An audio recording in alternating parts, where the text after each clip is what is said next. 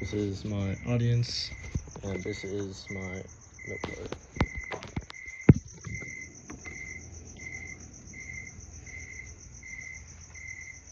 Every day, the average American consumes around 17 teaspoons of sugar. That's nearly 3 times the daily recommended amount, and most of us don't even realize it. Most people think it's just in our candies and our sodas, but it's also in our salad dressings, our sauces, our breads, and our yogurts.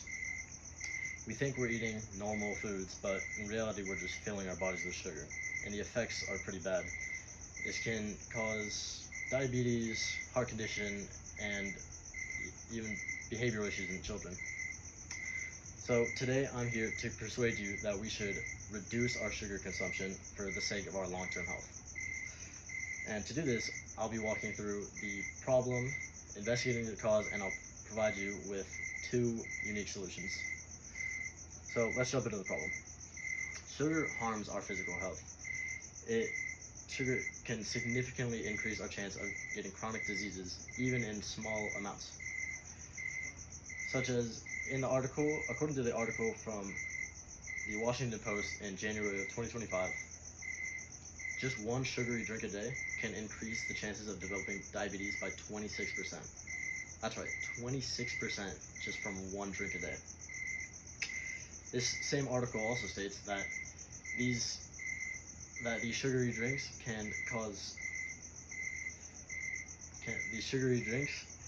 can lead to our higher rates of heart disease, even among young adults.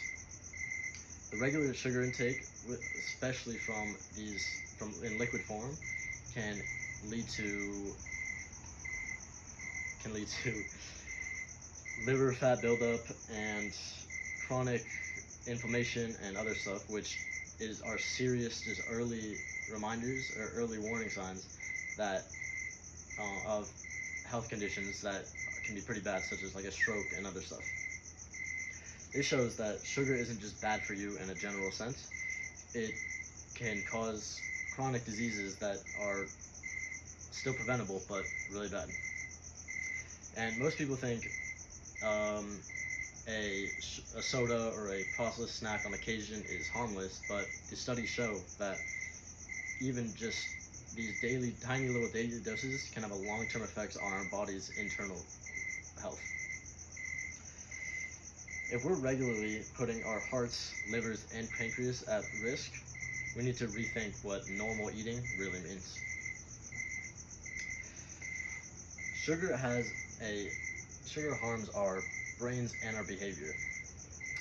Added sugars is linked directly to cognitive and behavioral issues, such as attention problems, mood swings, and possibly even ADHD in children. A article from 2023 by Very Well Mind said that while sugar might not be the direct cause of ADHD, it has worsened symptoms of hyperactivity and inattentiveness in children that are already susceptible of ADHD.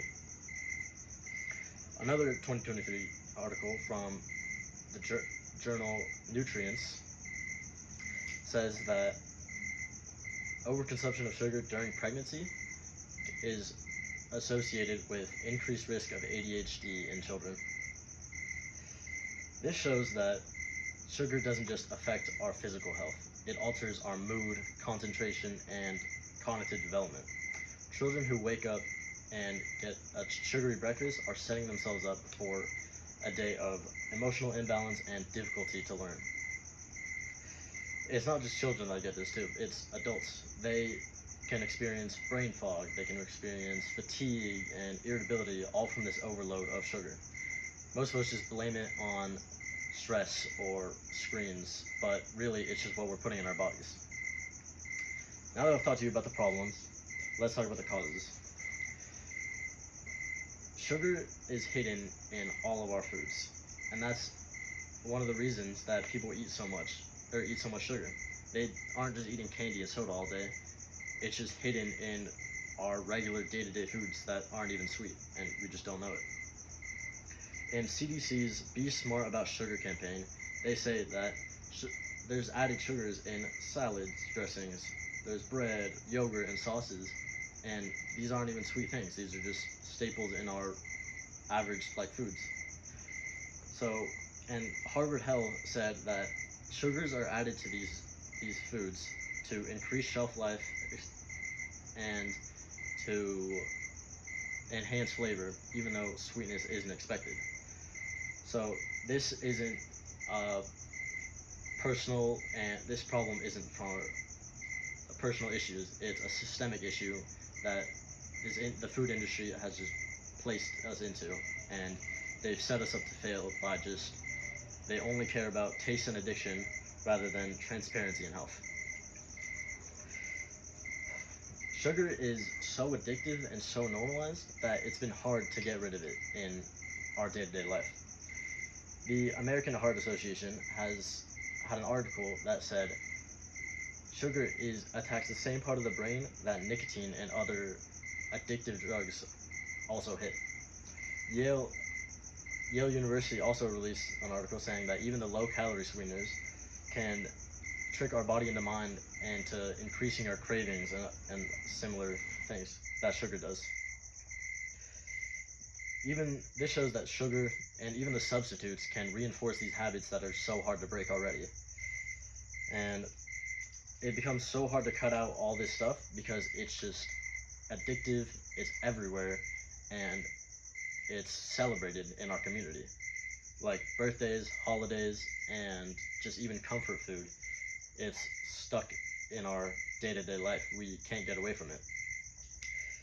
Like, it's just been so normalized that we can't even escape it. Even though we know we don't want to cut out sugar, it's just everywhere and we can't even do anything about it. Now that I've talked to you about the causes, the problems, and the causes, let me give you some solutions. A lot of people, the reason they don't eat so much sugar is because they don't know what they're eating. The best way that we could help this is to create better labeling. Because right now, food labeling companies, they just put everything in grams because that's all they have to do, but grams doesn't mean anything to everyone. But if we put a new system in, such as just the amount of teaspoons in it, or a coloring system such as green for less sugar, yellow for a medium amount of sugar, red for a lot of sugar, it would help people understand how much sugar they're putting in their meals every day. And alongside this, there could be a online thing to help them. The Washington Post in 2023 put out a interactive guide on how to cut out sugar slowly, but it's just been so underused because nobody knows about it. And with it, even if just everyone could cut out 1/3 of all their sugar consumption, everyone would be 10 times healthier. Now, another solution would be to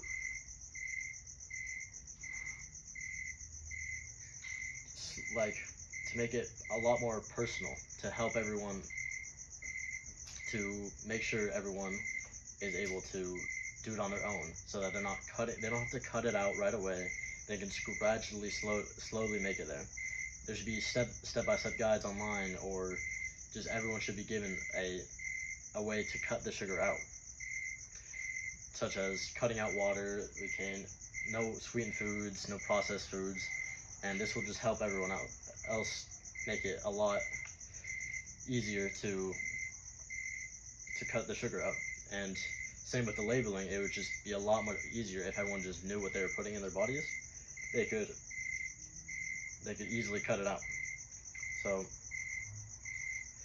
if most people just started eating regular whole foods, and water, their lives would change so much.